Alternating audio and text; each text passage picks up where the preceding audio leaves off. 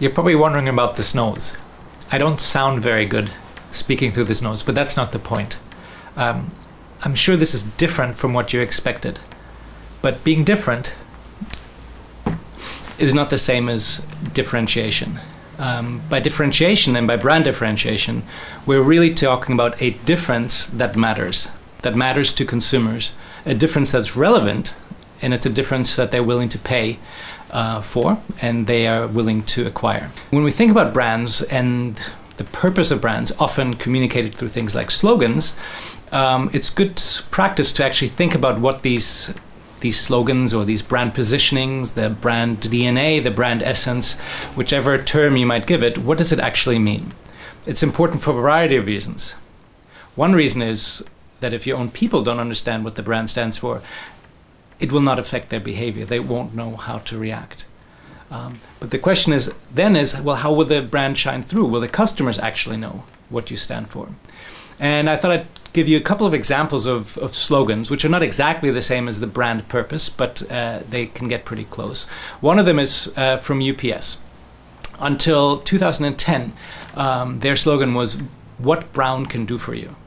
Now that's a very internally focused slogan. And in the first video, I talked about how brands used to be very much about visual identity.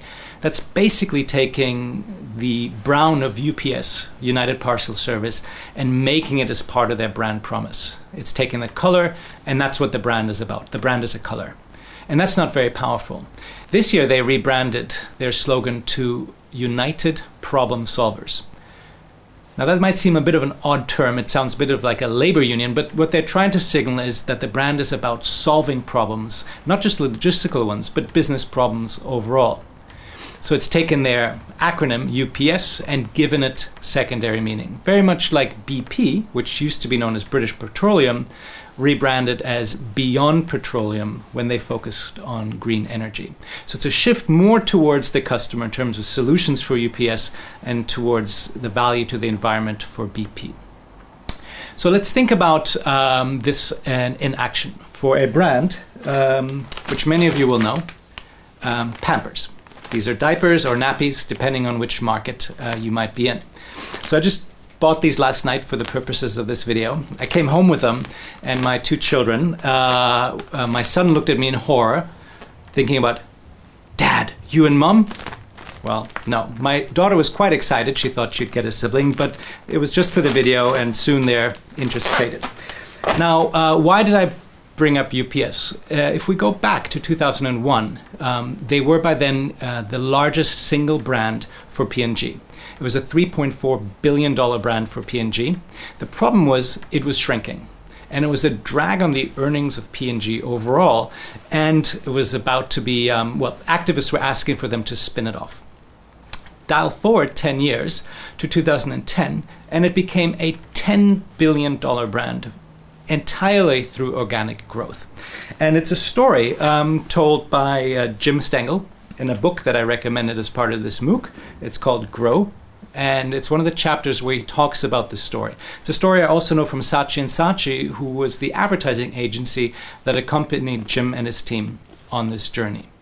So what did they do in order to gain more relevance for the brand? They did something very simple.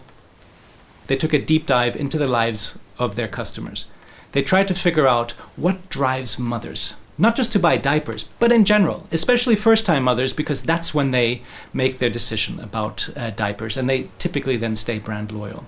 Is it just about price, where Huggies had really enjoyed market leadership? As a matter of fact, Huggies had become the #1 brand in the US, the home market for Pampers, which was very, very painful. It's not just about that. If you think about being a mother or a parent, it's about baby's health, baby's development. That was the key consumer insight. And the question then was, how do I make these diapers relevant to baby development? So if you look at this here, right, most of these diapers, for them and their competition, it's all about dryness. Now, how does dryness help baby development? Well, turns out, and Pampers did these studies, it helps babies sleep. So if baby sleeps, so you've got this little sleeping rabbit here. If baby sleeps, that's when the baby develops its mind and muscles. And of course, the parents get a bit of extra rest as well. And they turned that into the foundation of their brand. They went away from dryness to better sleep. And that was a fundamental change. It was a change that did not just affect, the slogan, if you will. Before the change, Pampers was a very male-dominated engineering culture. People in white frocks focusing on dryness and dryness metrics, focusing on product attributes. There were very few women, comparatively speaking, to other P&G brands working for Pampers, which is a bit surprising. As part of this change, Jim and his team changed fundamentally everything about Pampers. The new headquarters became very baby and mother-friendly. The colors were, pink and apricot, and the parking spaces close to the building were reserved for expecting mothers. The key metrics by which you evaluate the quality of the products went from dryness to better sleep. The values of the brand were aligned with the values of a parent. Literally everything changed, including something that was almost sacrosanct to P&G, which were the 2-year rotations that the staff went through, going from one brand to the other. What they realized is, even though it was a packaged product, they had to build the brand from the inside out. They hired people who had a passion for babies, even if you're in finance or if you're the accountant. If you didn't have a passion for babies, there are lots of other brands you might qualify for, but not so much Pampers. They also aligned the corporate social responsibility, working with UNICEF about baby development, keeping babies healthy. That became the fundamental and core purpose of the brand. That also allowed them to move away from just dryness and diapers. They moved into baby development, into wipes, into products where baby had its first soap, where they could wipe themselves for the first time. Literally anything that had to do with baby development was now a fair territory for Pampers to compete in. That also built a very different relationship with mothers. I mean, mothers don't want to talk about dryness with a brand. That's just a product attribute. But on Pampers Village, which is a new website they developed, they could now have a conversation with mothers.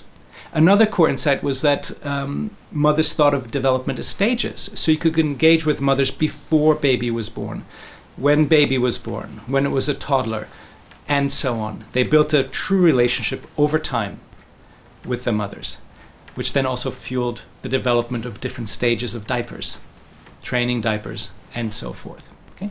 So everything changed about Pampers, and it was driven by core consumer insight, which became the purpose of the brand, that motivated the brand from the inside out. And even in packaged goods category, it made it a huge success. So strong that it actually added to Huggies pulling out of European markets with their lower cost diaper, because Pampers had taken over that space.